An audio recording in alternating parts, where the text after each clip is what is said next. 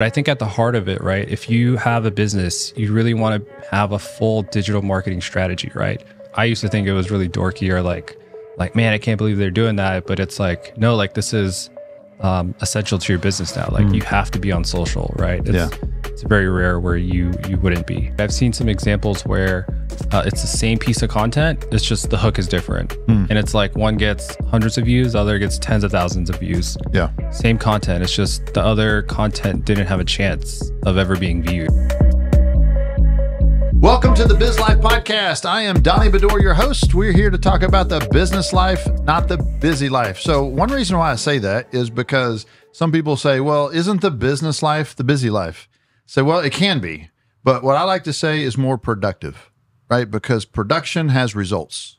And hopefully those watching, you get some tips and tricks out of this podcast, and maybe you'll start getting results and you're not so busy. You're productive. So, yeah. I have a special guest today.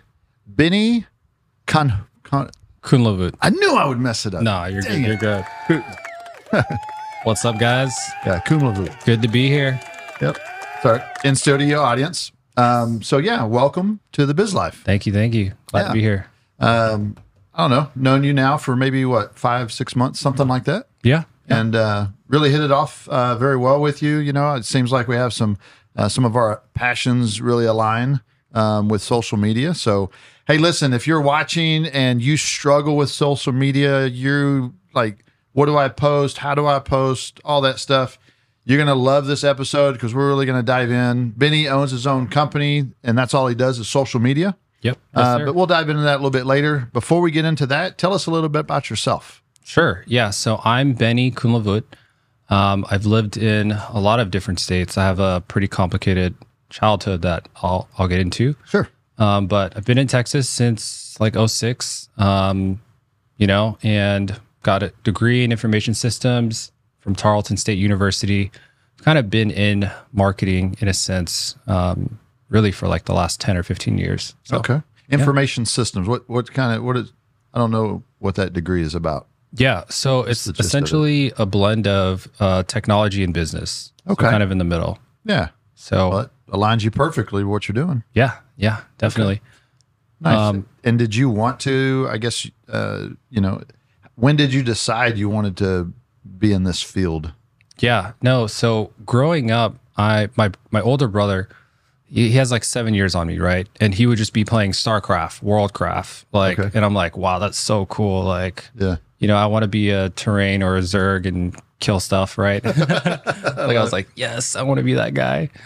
So I knew I wanted to get into tech, and yeah, I realized I didn't want to be a coder or programmer. It was just so boring to me. But I knew I liked talking to people, right? So I was like, how do I do something with tech, but also still talk to people? Yeah. And so going into information systems, after I graduated, I got into business analysis. Okay. So I did that for a couple of years at some mortgage companies, and I worked in corporate marketing as well. So a little bit of both. Yeah. Yeah. Very cool. Wife, kids, family, what you got? Yeah. Just a wife. Yeah. That's it. Simple and pickleball. There you go. My first love. All right. Yeah. How long y'all been together? And where'd y'all meet? Long. I'm just kidding. So it changes depending on who you ask. Okay. So we actually met at a party like 15 years ago or something, and I don't remember her. Okay. Yeah. Oh. So we both had other spouses. Okay. And so we're at a party, and when I'm in a relationship, I just blur other girls' faces out, right? Sure. So they're just blurs, right? Like, I'm that respectable, right? I'm just so. But yeah, and then later we were both single, and we had a mutual friend introduce us, and she was like, "Hey, this is Nancy." I was like, "Oh, cool. Hi, nice to meet you." And then the rest is history. Yeah, yeah. She's a sweet lady. I met her the other day when we were out dinner together, really. So yeah, it was a lot of fun. No, she's awesome. She did. So you like pickleball? Yes. Love it. Pickleball fanatic. Where'd you get into pickleball? Yeah. So one of my buddies had his birthday at Chicken and Pickle about 2 years ago. I don't know if you've heard of it. It's essentially a blend of like a restaurant, a bar, and pickleball. They sell chicken? Yes. Yeah. Yep. The sandwiches are good. They have rotisserie chicken, but they have a ton of yard games. So there's like giant volleyball, you know, cornhole, all that. So it's very family friendly. Yeah. A lot of yard games. So pretty cool. And then, you know, when you go to do something with like 20 guys, right, it's instantly competitive. So absolutely. Yeah. So immediately we were like, no, I'm going to beat you. No, I'm going to beat you. And then we all start training, and now it's like semi-serious, but we still have a blast. So you're in a league? Yeah, I've done it all. I've done leagues, I've done tournaments, I've done rec play. I've probably played at over 40 or 50 different pickleball locations. Oh, wow. So if I get into pickleball, I'm going to call you. We're going to do some private lessons first. Yes. Right. Definitely. So I don't want to get out there and look stupid. No. Like, I play with Wes. I played with Wes and his wife. Okay. Yeah. I brought Nancy out and I showed him a couple things. So nice. Yeah. Yeah. Hey, have you played pickleball? What's your thoughts on pickleball? Give me, you know, where I should go to play. All right. Please comment below. Yeah. I'd love to have that interaction. Yeah. If you're a DFW, hit me up. I'm a 3.5 at best. So okay. The picklers will know what that means. Picklers. Yeah. Okay. Yep. I love it. The ballers, the pickle ballers. There you go. Baller. Yeah. Shot caller. If you could only play that, Taylor. And then a little bit, I just want to touch on my childhood background, because I think it's pretty unique, and then maybe we can jump into other stuff. But yes, sir. Go ahead. Yeah, so I was born in Rhode Island, but I've lived in 4 different states, and from 6th grade to 12th grade, I've moved every year. Right. So every year. Yeah. Wow. So imagine changing schools. Yeah. 6 years in a row. No, I could not. Wow. Yeah. It's insane. So my mom, she has like 8 siblings or 9, I forget. But essentially they all broke up into different states or coasts. So like somewhere in the East Coast, somewhere in the West Coast, somewhere in Texas. Yeah. And so weird but cool career choice is everyone in my family immediate jumped into the casino business. So they're blackjack and poker dealers. And so they would just jump states, right? And they were like, oh, I'm going to go live with my sister. I'm going to go live with my brother. You know what? Let's try out Vegas. And so we'd go to Vegas for a couple months, and then eventually landed in Texas because of the low cost of living. Yeah. So interesting. Okay. Yeah. Very cool. What else?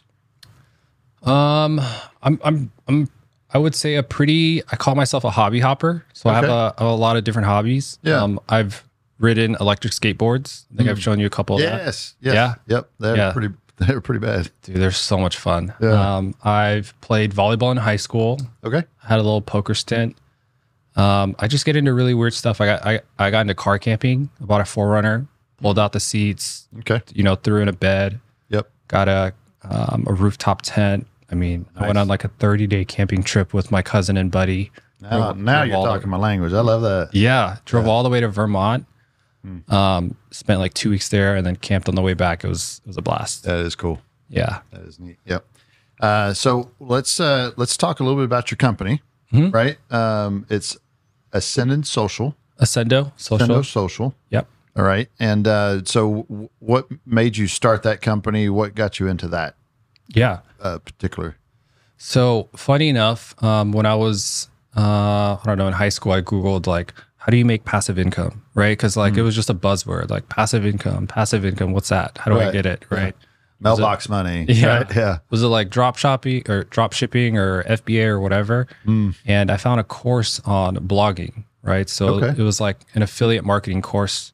It's like $200. And these guys were like, they felt really authentic, which was rare. Cause you know, you have like the Tony Lopez guys, right? Where he's like selling something and there's like a Lamborghini behind him, and you know, and these guys felt authentic. So fast forward, me and my coworker form a business, and we end up building like 7 or 8 websites, build this massive tech blog where we scaled it up to like 1.5, 2 million page views a month. Dang. I mean, it was insane. Yeah. It was a huge roller coaster. Yeah, it was great. I mean, we had, you know, writers, editors, the whole 9. But unfortunately, we didn't do it perfect, and it ended up kind of crashing. That along with some SEO and Google updates. Yeah. So I don't know if you're familiar with SEO and Google updates, but they can be pretty killer if you're not positioned correctly. Yeah. So, yeah. Again, I know a little bit about SEO, right? Just enough to get me in trouble, or sound like I know what I'm talking about as someone that has no clue. Yeah. Right. But yeah, what type of update would affect you in that way, and how do you get ahead of that? Right. Yeah. So just to clarify, right, like SEO is search engine optimization. So it's essentially how to rank on Google. Obviously other search engines are up there, but like Google kind of dominates. Oh yeah. But so the twofold, well, first, to be successful in SEO, right? Like I can't give you the perfect answer because obviously, right, I didn't fully get there, but I think now I know and I've learned from past mistakes. Yeah. But like Google has like this giant doc and it's like some crazy number, like 400 factors to consider for good SEO, right? Like it's just a crazy list. But I think at the heart of it, right, if you have a business, you really want to have a full digital marketing strategy, right? So, you want good social media, you want good backlinks, which is just a link pointing back to your website or business. Right. You want to have good authority, right? You want to have good content, good media, good pictures, etc. So it's not like you could just create a business and then only have a website and expect it to do well, right? Yeah. So, yeah. I love it. Yeah. All right. So on your the social media that you like to market with, right? There's so many different different platforms on there.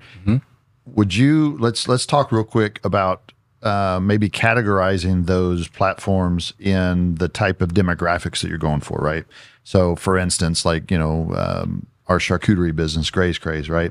For the most part, it's B2C during the holidays, but during non-holidays, it's really a lot of B2B, a lot of open houses, real estate agents, things like that, like gifting, those type of things, right? So which platforms, or I guess, could you categorize the platforms that are out there? Which one's more B2B versus B2C? Right. Yeah. Right. So, well, first I have to say it depends, and I hate when I get an answer that says that, right? It depends. It's the worst, right? So, no, but obviously it depends on your specific business first, because your business could just tailor simply to B2B, and that's it, right? Right. And that's really what I was trying to get at is, if your business is a B2B, what platform should I be on? If I'm more of a B2C, like my martial arts school, what platform should I be on? Yeah. So let's just take like a coffee shop, right? So they're very B2C. Yeah. And definitely. obviously they're going to want to be on Instagram, probably Facebook, and then maybe TikTok. Okay. So TikTok, you just have to post a lot, right? And in some forms, it's okay to post twice a day or 3 times a day. Like for people that really kill it on TikTok, they can post a lot. They have a lot of time. And it's usually like a product that is just kind of meant for TikTok, right? Like maybe you're selling candy or ice cream or whatever, right? Or like a cool clothing company, right? Like, if you sold paper, right, you probably wouldn't be on TikTok. It's just, you'd probably just be on LinkedIn, right? That's more of like a B2B I gotcha. Platform. So Yeah. it just depends on each platform. But I will say the 2 biggest platforms that most businesses want to be on are probably Facebook and Instagram. Okay. Facebook is the biggest one by far. Yeah.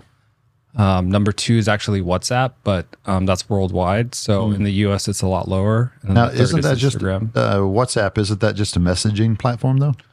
Yeah. At its core, and that's what it started out as. Yeah. But there's more functionality built in that you can do other stuff with, like, blast people, send out newsletters, stuff like that. I got you. Oh, okay. Yeah. I got you. Yeah. And so I definitely, have sort of lived that, where Facebook, for the most part, you're on Instagram.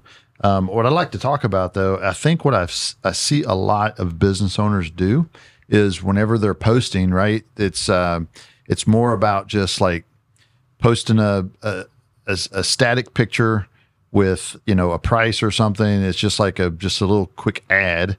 And so their account ends up being just ad, right? And so what I'd like to do maybe is to help the business owner get some thought process into how they may be able to construct their they're posting and sort of give them a skeletal, you know what I'm saying? Sure. Yeah.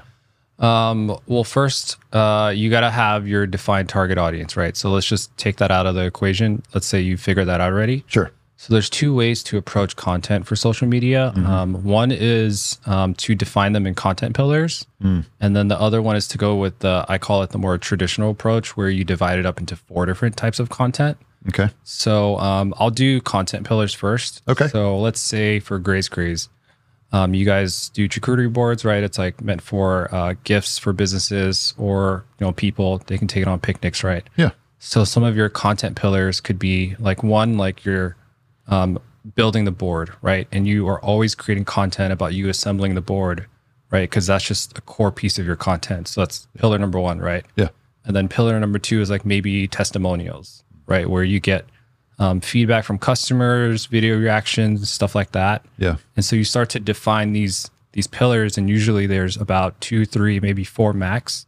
And those are kind of the lanes that you stay in when you make content. Okay. And so it's easier to think about it like that, like it's a content theme, right? There's always the theme. Yeah. Fourth or third one could be like the holiday theme, right? Because for you, holidays is a huge impact. Yeah, for sure. Right. Or B2B, where you're always making content for businesses, right? So that could be another pillar. Yeah. So content pillars is one type of way to approach content. The other one is dividing up content into generally 4 types. So there's educational, entertainment, promotional, and inspirational. Okay. Right. So educational is pretty straightforward. You're educating your consumer, right? Like these are the different types of meat or cheese, right? Inspirational is like maybe you post a picture of you guys when you guys first launched, like day 1, right? You want to build a connection with your audience. Yeah. The other one is entertainment. So just making a joke, right? Like this is some Gouda cheese or whatever, right? Yeah. Yeah. I got plenty of dad jokes. So yeah. See, there you go. Yep. And then the last one is promotional, which is just you selling your product, right, or service, or, you know, saying, check out this Super Bowl board I got coming out or whatever. So yeah, those are 2 ways to approach content for social media. So you don't, like you said, you don't want to sell, right? You want to diversify your content, analyze it, track it, see what's working, see what's not working. Yeah. And then pivot from there. And then also consider the different content types of like, is it a reel? Is it a graphic post? Is it a carousel? Are you telling a story? Yeah. You know, so just keeping an eye out on those different types as well. How effective do you think right now, like Facebook or Instagram Live is? Right. I really don't, I've never really used that a whole lot in my businesses. Right. I've definitely used reels and, you know, stories and all that stuff. But as far as the live feature of it, do you think they Meta pushes that out further than some of the other styles, or you know much about the live? Yes and no. So what I've noticed so far is that to even consider going live, I feel like you need to have a good base of an audience, right? Because I could have 1,000 followers that don't engage with me. They don't know who I am.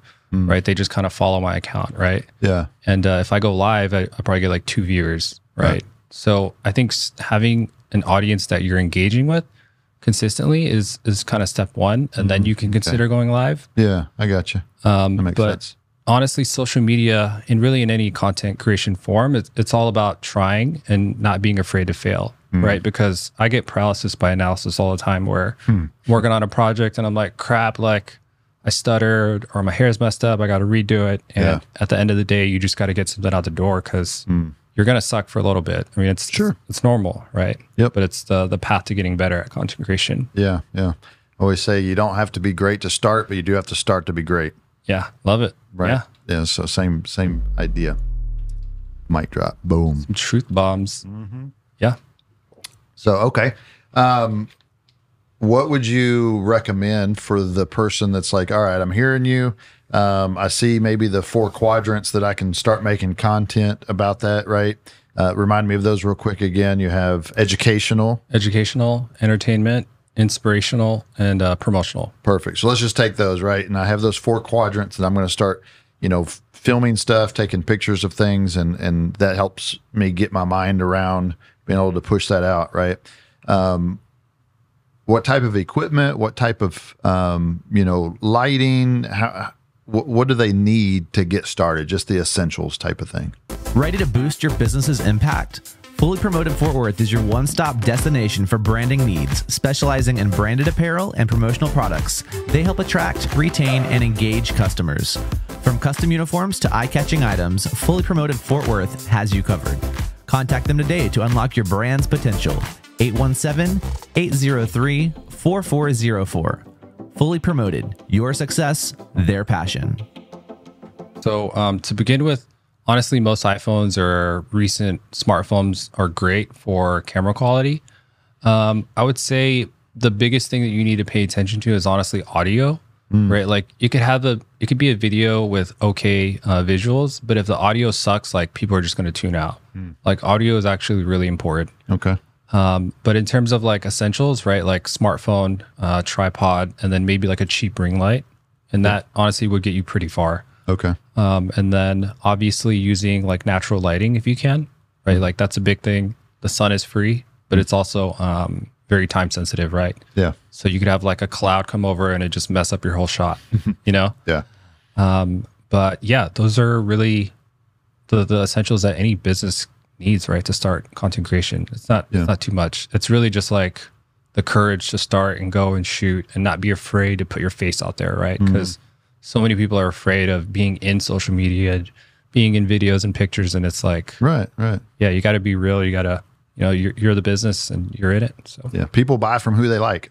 Exactly. Right. And if they don't know who you are, then yeah, I mean, you can definitely show them your product or your service, which is great because that's what you're selling. But again, people buy from who they like. So I'm definitely a big proponent of putting yourself out there and turning the camera around every once in a while. Yeah, I mean, you're great at it. I think you're a unicorn. There's a couple of people when I see them out in the wild, I'm like, yes, that's awesome. Like, let's go. Nice. You know, because it's so rare, right? And now that we're in it, it's funny because I used to think it was really dorky or like man, I can't believe they're doing that. But it's like no, like this is essential to your business now. Like you have to be on social, right? It's very rare where you wouldn't be. Yeah.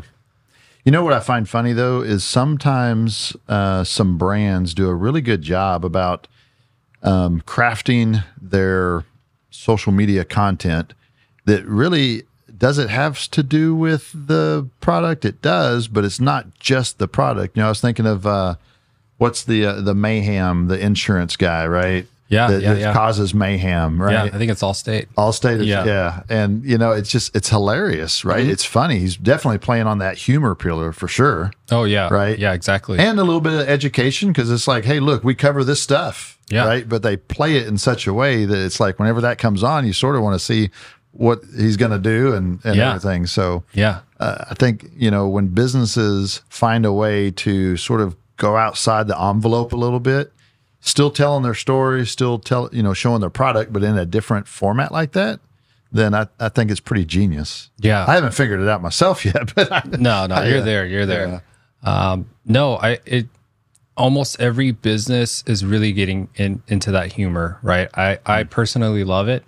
I will say that part of it feels forced, right? Like it takes a certain business or character or actor to like really sell it, right? You have to be obviously up to date with culture and whatnot. But yeah, no, overall, I love when I see businesses just being funny, right? And making jokes and they don't care, right? Because there's some accounts that are just like super professional in their lane. They don't ever break character, right? I think people like I think I follow Apple and they're like pretty like straightforward, clean, sharp, and they don't ever really break free from like being funny or making jokes. They used to in the very early stages, right? They would what was it? They had like the nerd or whatever, and that was supposed to be like PC. Yes. And then they had the cool kid or whatever that was Apple. I remember that in the very beginning, but no more. Yeah, now they're just like super straight edge, right? Yeah. And then if you look at like someone like Wendy's, I think I showed you like Wendy's Twitter account, like they're known for just roasting accounts. Like I love them. They're hilarious. Yeah, I got to go follow them because I saw that and I was like, "What? That's pretty funny." Yeah, no, it's hilarious. So, I think humor is like definitely a big theme and emotion to tap into. Yeah. The other one is obviously fear, right? Like that's like the biggest one. And I would just suggest any business owners out there that are considering or doing social media to always think of how you're going to start a hook, right? It's easy to tap into fear. So let's say like you're a realtor and you're, trying to sell a house or whatever. You could start a video with like, man, I could have saved my my last client $10,000 if they had just done this one thing, right? And then you start into your spiel, and it's like, who's not going to like keep watching after that, right? Yeah. And you can apply that to most businesses or videos, right? It's a little clickbaity, but if it leads to a truth, right, it could help someone. Yeah. So yeah, as long as the value is there at the end, whenever they're invested into that, then I think you keep that trust. Right. It's whenever that value is not there, they're like, oh man, come on. Yeah. You break trust, right? So a really interesting stat is like the average attention span on social media is 1 to 2 seconds now. Like That's insane. It's getting really, really short. It used to be like, 7, 8 seconds and 4 or 5 seconds, and now it's 1 to 2, right? Wow. I mean, you're just scrolling, right? And that's it. Boom, boom, right? Like, is it good, really. right? Yeah. Is there a hook? Is there something visually captivating? Yeah, it's so crazy, and it's really forced everybody to get better at what they're doing. Right. Right. It really is. If you want to, have a good interaction, then it does force you to get better. But wow, that's crazy. 1 to 2 seconds. Yeah. No, it's insane, and that's why I always tell any of our clients that sign on that we can use stock photos, right? If you're okay with it, I'm okay with it. But we always prefer authentic, real images from the business with real people in it, because it's just going to get more attention. It's more authentic, right? Yeah. So when I see businesses and all they do is just post stock photos, or working with like other agencies that are just kind of making generic content, it sucks, because it's like, okay, I don't know if it's a budget thing or if it's like they just don't know, right? It could be both or one or the other. Yeah. But I think day by day, as time goes on, the average consumer is just, they're getting more used to crappy content, and they're just like, whatever, right? Like they're so jaded, right? Right. So it's like anyone who really wants to be successful in social media is like really going to have to step it up, be creative, be authentic, and just be willing to try new things. Yeah. I'd like to talk a little bit about the hook. Really when it comes to social media, I do struggle with that on really crafting that hook, right? What are some suggestions you have to build a good, strong hook? Yeah. So you got to hook someone, within the first like 3 to 5 words, right? Like it has to be so quick. I don't mind you using emojis as long as you don't overuse them. Okay. Sometimes other accounts I've seen will use one word where they capitalize just that one word to kind of hook them in. And then the next 4 or 5 or 7 words kind of keep them on. Yeah. But it's definitely like making a really bold statement or question to kind of pull them in, right? Even if it's something silly, right? Like, my pants are on fire. Hey, check out my charcuterie board that's dropping, like, right. Just kidding, or whatever, right? And people will laugh and no one will care, and you'll get the hook. So for those that are watching, and if I misspeak, please, right? The hook is what is going to get that person to engage or stay with that content. It could be a sentence. It could be a, like you had said, something that you say in the very beginning, a thumbnail, a title of whatever. But that hook, I think, how powerful is that hook on content that has great hooks and that don't? What's the difference between the results that you typically see? Yeah, no, it could be the entire difference, to be honest. Yeah. Right. I've seen some examples where it's the same piece of content. It's just the hook is different. And it's like one gets hundreds of views, the other gets tens of thousands of views. Yeah. Same content. It's just the other content didn't have a chance of ever being viewed. Right. And so content, right, it's like you can think about it in different phases, right? So you have like the hook, the content, and then the CTA, right? The call to action to do something. Yeah. And of course, like throughout the video, if it is a video, you want to be doing something on screen every 1 to 2 seconds, right? Okay. I think we call that retention editing, right? Where you're like adding a sound or a transition or something, right? Now, depending on your target audience or what business you're in, right, you might not have to do that as much because if you're imagining editing a video for like on TikTok for kids that are gaming, right, or whatever. Yeah, it's going to be really fast paced, right? But if your target audience is like a 60-year-old guy that's like, you know, doesn't really care, and he's like, what is all this dumb editing? Like, I hate stuff, you know, like. Yeah, true. Yeah, knowing your audience for sure. Exactly. But definitely the average consumer is going to require a little faster pace editing. Yeah. You know, it's like that whole old adage. Sometimes they say, you know, don't judge a book by its cover, but without a good cover, you may not ever open the book and check it out, right? And really, the book or the cover is the hook. Yeah, absolutely. Yeah, and it's really interesting too. I was actually reading a stat from some survey, but it was saying how like baby boomers have seen a rise in following influencers. So I thought that was really interesting. Oh, that is interesting. Yeah, because everyone's like focused on Gen Z and millennials and stuff that you kind of forget about the baby boomers. And I thought that was really cool that they're starting to find their way in social media, right? That there's like some baby boomers that are like, you know, they have a dedicated accounts that they're following now that maybe they weren't 10 years ago. I think that's super cool. That is neat. Interesting. So talked about the hook, right? Some suggestions on that, right? The body or the meat of the content, right? Can you give some tips and tricks on how to, you know, again, keep engagement during that? Let's just say, I know you could break this up into many different things, right? You got a long form on YouTube, you got a short on YouTube, you know, TikTok maybe even shorter, which I think TikTok, didn't they go to 3 minutes now that you could post on there now? Yeah, I think so. Instagram and TikTok are like kind of having this weird battle where like someone will like increase their video length and then the other one will do the same thing. And then, so they're kind of chasing each other. But yeah, so just in terms of like keeping someone's attention, you can always do visual hooks too, right? So, like if we're recording and I sit down, right, go like that, like that's a visual hook because I'm doing something, right? Right. Obviously, like the transitions of like you opening your car door or whatever, like as cheesy as it is to record it, that's a visual hook as well, right? You could start a video with you running on screen, stopping, and then like putting up a sign. It's like, check out my new menu, right? And that gets way more views than just like a static menu picture, right? Yeah. So there's visual hooks, there's audio hooks, you know, there's text hooks. So there's different types of hooks.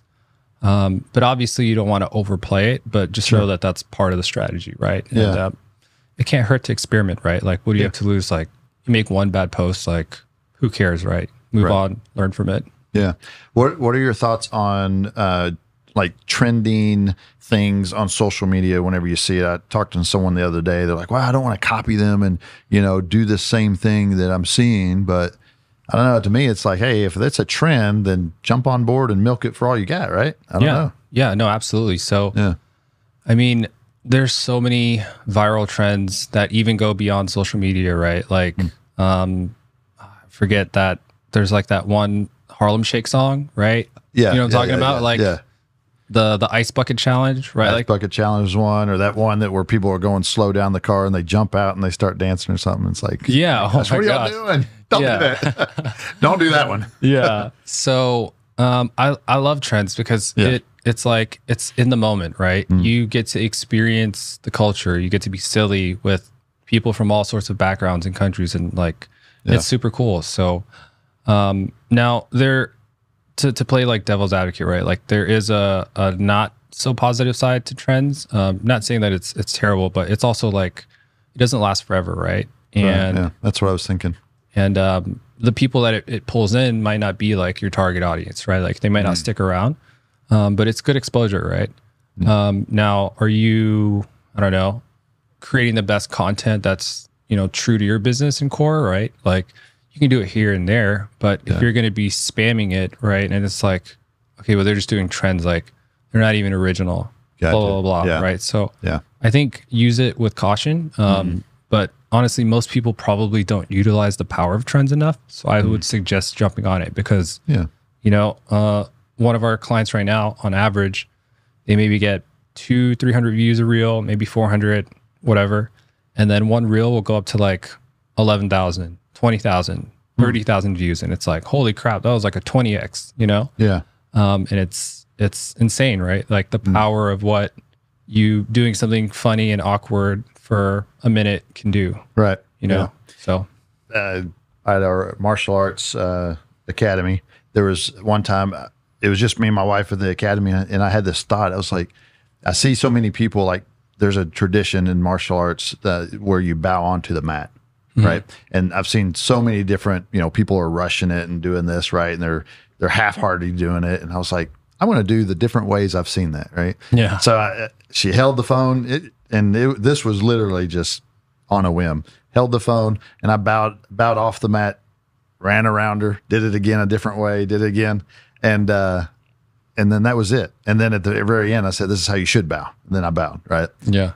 Didn't think anything of it. Threw it out on TikTok, and it's almost 150,000 views. Nice. And I don't know how many shares and comments, right? Because it's just like the people are interacting with it. They're like, "Oh, I don't bow," or "Oh, I do it this way." Yeah. Or, and it's like, wow, I wish I had more ideas of how to get that. Yeah. No, that's awesome. Yeah. That's definitely something that we can do for clients too, is like feed them trends. Okay. Usually we'll give them like one or two, see how they do. Yeah. But for other brands or companies, like it's easy to think of trends because they apply to everything, right? Like that coffee shop client, like they could do almost any trend and they're fine, right? Because it's easy. Yeah. But I think it's great that you as a business owner, like you're willing to be silly and you're just like, F it, whatever. I don't care what people think of me. Like I'm gonna do it because it's fun and it's impulsive and it's fun and silly. So I think as long as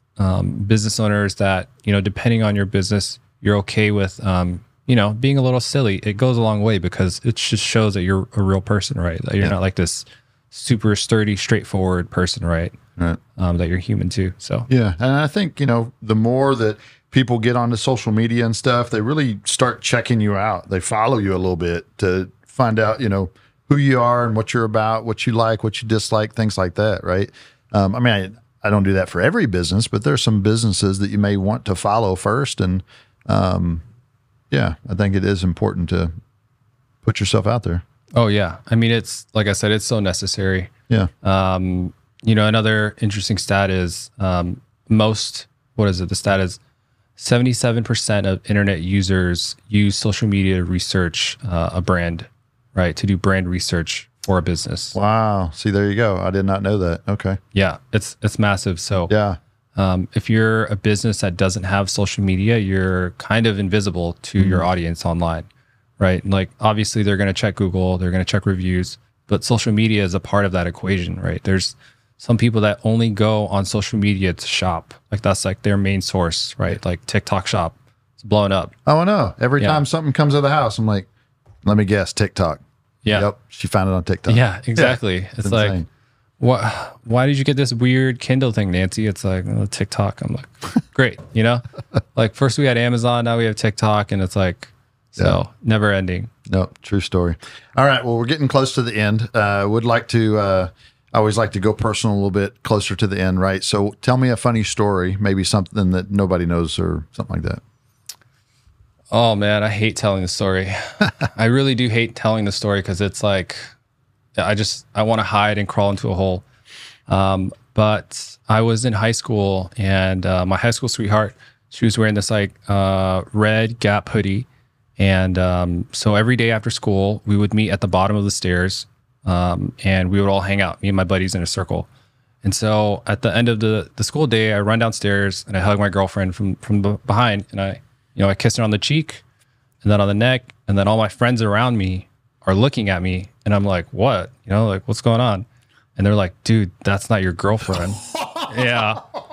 And I was like, what? And so like, I like turn over to actually look at her face and I'm like, oh crap, that's not her. Right. And so I was dating an Asian girl. I look over and it's my white friend, and her boyfriend is standing next to her. And I'm like, what the heck is going on? Like, am I in the Twilight Zone? So I run upstairs to like the library on the 3rd story, just hide in like between books, columns of books. And I'm just like pacing. And eventually my girlfriend calls me and she's like, where are you? And I'm like, I'm in the library. Don't tell anyone, And of course she comes in wearing the red red sweater. And I'm like, I'm so sorry. I did not mean to blah, blah, blah. Like, oh my gosh. And so, yeah. That is funny. So that was, that was pretty bad. Yeah. Yeah. I had a similar story, but my wife's a twin. Oh, I didn't know that. Oh, yeah. Identical Whoa. twin. So, Oh my gosh. Yeah, late night park or whatever. Anyway, I won't go. No, yeah, you should. You should. But anyway. All right. Well, let's do this. Let's talk a little bit about how people can get a hold of you, what type of service that you provide for them. And then, yeah. So if you want to talk to the audience on that, and go ahead. Yeah, I'd love to. So, my business is called Ascendo Social. We help businesses with social media management. You could look us up anywhere, Instagram, Facebook, you'll find us. And we offer a lot of things, right? So we're like your social media partner. We can do full social media management, content creation. We can respond to DMs, comments. We do hashtags, etc. I mean, we take care of everything. So yeah, give me a shout. Yeah, perfect. And listen, if you're watching this and you're interested about being on the Biz Life, then go to bizlifepodcast.com and fill out your form there, and I'll reach out to you and we'll see about having you on. Okay. Yes, sir. So, man, I appreciate you coming on. Yeah, it was a blast, man. Yep. Appreciate it. There we go. All right. All right, man. We will see y'all next time on the Biz Life.